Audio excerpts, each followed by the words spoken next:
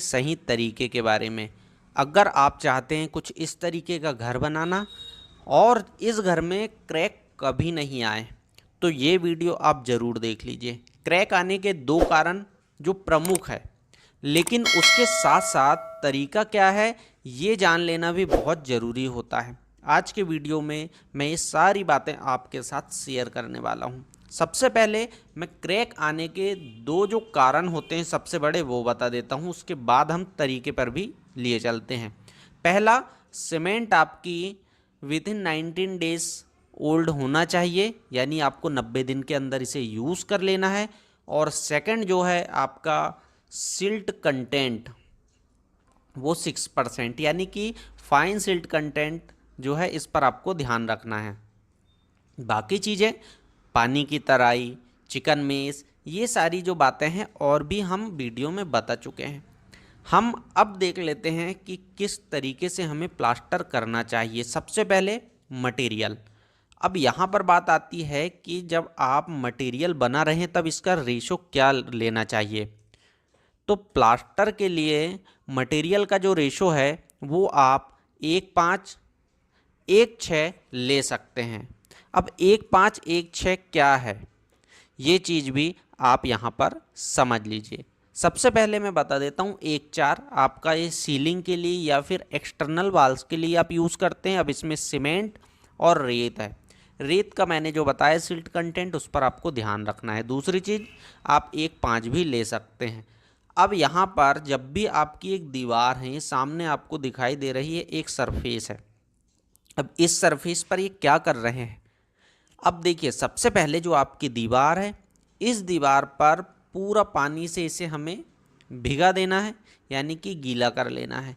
जब आपकी दीवार जो है वो पानी से गीली हो जाएगी, तो गीली होने के बाद इस पर आप सीमेंट की स्लरी और उसमें थोड़ा सा रेत मिलाकर, यानी कि जो आपका बारीक रेत है, इसे मिलाकर आपको इस पर एक छांट लगाना है। इसे कहते हैं साधारण भाषा में, आपके इधर क्या कहते हैं कॉन्ट्रैक्टर, वो आप कह सकते हैं। इस चीज़ को समझ लीजिए कि स्लरी जो है आपकी, इसे आपको इस पर जो दीवार है इस पर लगाना है। जैसे आपका यहाँ पर पूरा स्लरी जो है पूरी दीवार पर लगकर होता है, इसके बाद प्रोसेस होती है हमारी कि हमें अब यहाँ पर क्या लगाना है, मटेरियल लगाना है। मटेरियल जो हमने अभी बनाए हुए थे 1:4 1:3 1:5, जो रेशो आप लेकर चल रहे हैं उस समय के हिसाब से जनरली 1:4 1:5 का आपको रेशो लेना चाहिए, जो मैं पहले ही आपको बता चुका हूँ।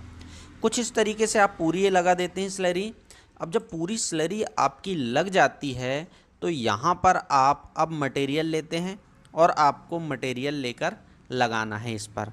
ये मटेरियल आप कुछ इस तरीके से, हालांकि ये नीचे भी रख लेते हैं जिससे आसानी होती है, थोड़ा तेज़ी से लगा सकते हैं आप। तो ये चीज़ आप अपनी सहूलियत पर या फिर सुविधा पे देख सकते हैं कि किस तरीके से हम इसे यहाँ पर लगाएंगे। जब आपका ये पूरा सरफेस लग जाता है तब इस सरफेस को हम बॉटम से मिलाते हैं, और जब आप बॉटम से मिलाते हैं तब इसमें आपको कम और ज़्यादा अंदर बाहर क्या है ये मिल जाना चाहिए। साथ ही साथ आपको इसमें कुछ चीज़ें जो है वो ध्यान रखना है। पहला, आप जब भी अगर ये मटेरियल बना रहे हैं तब एक ऐसे सरफेस पर बनाएं जो मैं अभी बता चुका हूँ। दूसरी चीज़, आपको यहाँ पर थिकनेस चेक करना है, लेवल चेक करना है, और राइट एंगल है या नहीं, अगर आप मान लीजिए कॉर्नर्स बना रहे हैं तो जो थिकनेस है वो आप यहाँ पर 12 से 15 mm ले सकते हैं इस प्लास्टर की। तो ये आपको प्लास्टर की थिकनेस लेते हुए चलना है कि सही है या नहीं। मैं आपको पहले ही बता चुका हूँ कि इसका प्रोपोर्शन यानी मिक्स रेशो क्या लेना है। एडिशनल वाटर प्रूफिंग कंपाउंड, अगर आप चाहते हैं कि यहाँ पर वाटर वगैरह का कोई सीपेज आता है या इस दीवार पर बाद में सीपेज की कोई प्रॉब्लम आ सकती है, तो वहाँ पर आप एडिशनल कोई भी या ऐड कर सकते हैं आप वाटर प्रूफिंग का। कोई भी आपके जो भी मटेरियल्स वगैरह आते हैं या फिर आप लिक्विड आते हैं उन्हें ऐड कर सकते हैं। प्रॉपर जो आपका फर्स्ट कोड है तो वहाँ पर आप कुछ जो बाहरी, जैसे हम ब्रिक वर्क करते हैं तो जो बाहरी आपका कुछ सरफेस रहता है मटेरियल्स का आ जाता है, तो उसे प्रॉपर तरीके से आप साफ़ कर लीजिए।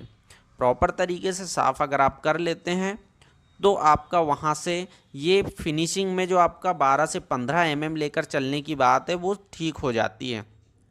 यहाँ पर आपने प्लास्टर का पूरा लेप लगा चुके हैं एक बार, यानी कि पूरा आपने एक बार लगा चुके हैं मटेरियल। अब ये वाटम है जो हाथ में यहाँ पर चला रहे हैं, इसको आप एक बार चला लेते हैं तो इससे पता चल जाता है कि इसका जो लेवल है